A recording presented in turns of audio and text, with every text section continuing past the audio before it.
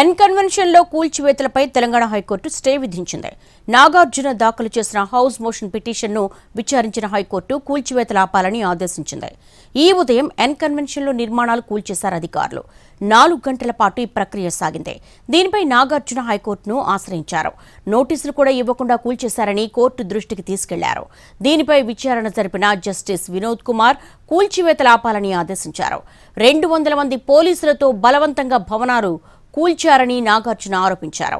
2014లో అప్పటి irrigation GHMC అధికారులు building ను కూలుస్తామని తెలిపామన్నారు.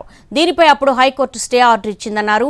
అప్పటికీ ఇంకా ఎఫ్టీఎల్ ను నోటిఫై చేయలేదు కాబట్టి కూల్చే ముందు నోటీసులు ఇవ్వాలని హైకోర్టు ఆదేశాలు జారీ చేసిందన్నారు నాగార్జున తరపు న్యాయవాది. ఇప్పుడు అవేమీ పట్టించుకోకుండా నోటీసులు కూడా ఇవ్వకుండా కూల్చివేతకు దిగారన్నారు నాగార్జున. తుమ్మడి చెరువును కబ్జా చేసిన ఎన్ కన్వెన్షన్ నిర్మించారు అనేది ప్రధాన ఆరోపణ.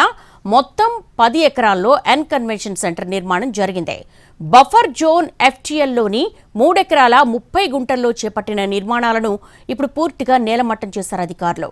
2012లో ఇల్లీగల్ గా అనుమతులు తీసుకున్నప్పుడు శేర్లింగంపల్లి జోనల్ కమిషనర్ గా ఉన్నటువంటి వ్యక్తి ప్రస్తుత రాజకీయ నేతగా ఉన్నారు.